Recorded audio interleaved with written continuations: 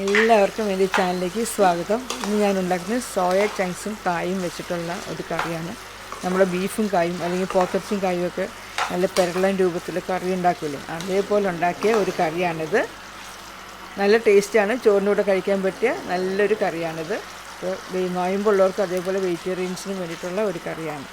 എൻ്റെ ചാനൽ ആദ്യമായിട്ടാണ് കാണുന്നതെങ്കിൽ എൻ്റെ ഈ ചാനൽ കണ്ട് ഇഷ്ടപ്പെട്ട് സബ്സ്ക്രൈബ് ചെയ്യുക. അതേപോലെ ഈ വീഡിയോ കണ്ട് ഇഷ്ടപ്പെട്ട് ലൈക്ക് ചെയ്യുകയും ഷെയർ ചെയ്യുകയും ചെയ്യുക.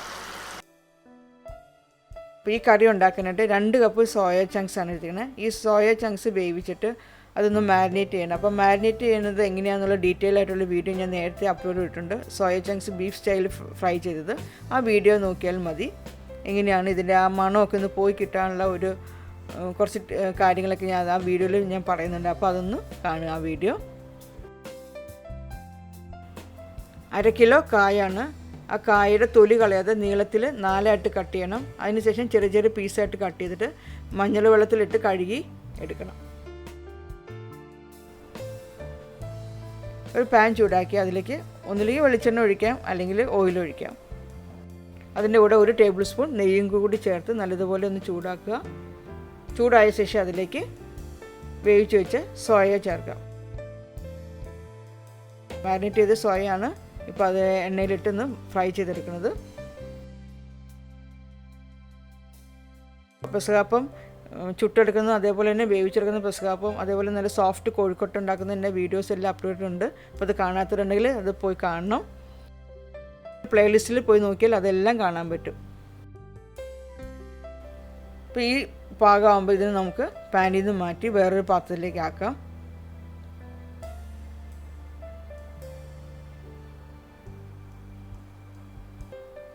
പിന്നീട് സെയിം പാനിലേക്ക് തന്നെ കുറച്ച് വെളിച്ചെണ്ണ അല്ലെങ്കിൽ ഓയിൽ ഒഴിച്ചിട്ട് 1 ടീസ്പൂൺ കടുകിട്ട് പൊട്ടിക്കണം.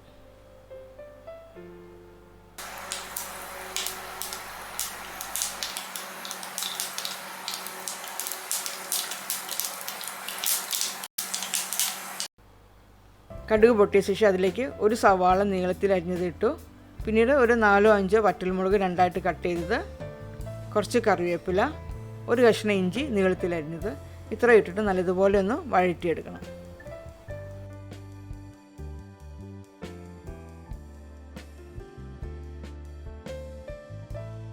ഒരു ടേബിൾ സ്പൂൺ മല്ലിപ്പൊടി, 1 ടേബിൾ സ്പൂൺ മുളക് പൊടി, 1/4 ടീസ്പൂൺ മഞ്ഞൾപ്പൊടി, അതെല്ലാം കൂടെ ഇട്ട് നല്ലതുപോലെ ഒന്ന് പച്ചമണം മാറുന്നവരെ മൂപ്പിച്ചെടുക്കണം.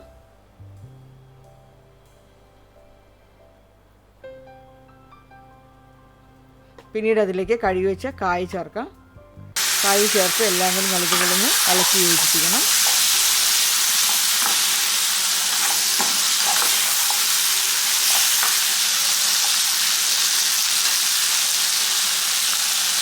ആ വേവിന് ആവശ്യമായിട്ടുള്ള വെള്ളവും കൂടെ ഒഴിച്ചിട്ട് കാ വേവിക്കണം.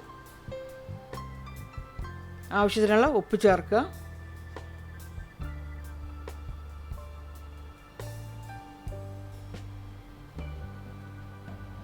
എല്ലാം കൂടെ നല്ലതുപോലെ ഇളക്കിയ ശേഷം മൂടി വെച്ച് വേവിക്കുക. ആദ്യം നല്ലതുപോലെ തിള വന്ന ശേഷം തീ കുറച്ച് വെച്ചിട്ട് വേണം കാ വേവിക്കാനായിട്ട്.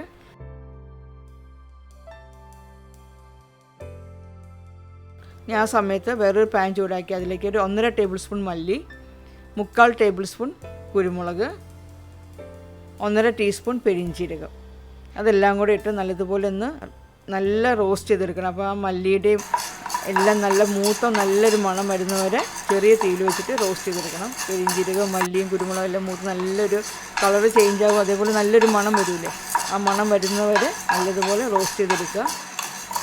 അപ്പോൾ അത് റെഡി ആയിട്ടുണ്ട്. ഇനി അതൊന്ന് പൊടിച്ചെടുക്കണം.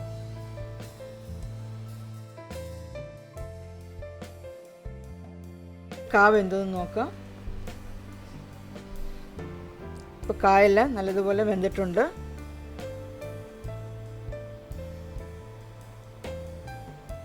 ഇനി അതിലേക്ക് വറുത്ത് വെച്ച സോയ ചങ്ക്സ് ചേർക്കാം. പൊടിച്ചു വെച്ച മസാലയിൽ നിന്ന് 1 ടേബിൾ സ്പൂൺ മസാലപ്പൊടി ഞാൻ മാറ്റി വെച്ചു. അതിനുശേഷം ബാക്കിയുള്ള മസാല മുഴുവൻ ഇതിൽ ചേർത്തിട്ടുണ്ട്. അത് നിങ്ങൾ നോക്കിയിട്ട് ചേർത്താൽ മതി കേട്ടോ. നിങ്ങളിപ്പോൾ ആദ്യം 1 ടേബിൾ സ്പൂൺ ചേർത്ത് നോക്കി. ഇപ്പോൾ ഓരോരുത്തരുടെയും മസാലയുടെ ടേസ്റ്റൊക്കെ ഡിഫറെൻ്റ് അല്ലേ.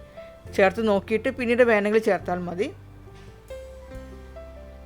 ഇതിന് ആവശ്യത്തിന് ഉപ്പ് വേണമെങ്കിൽ ചേർത്താൽ മതി കുറച്ച്. പിന്നെ വെള്ളം കുറവാന്ന് തോന്നുകയാണെങ്കിൽ ഒരു 1/4 കപ്പ് 1/2 കപ്പ് വെള്ളം കൂടി ചേർക്കാം.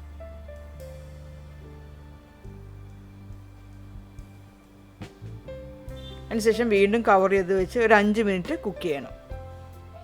ചെറിയ തീയിൽ 5 മിനിറ്റ് കഴിയുമ്പോൾ നമുക്ക് തുറന്നു നോക്കാം.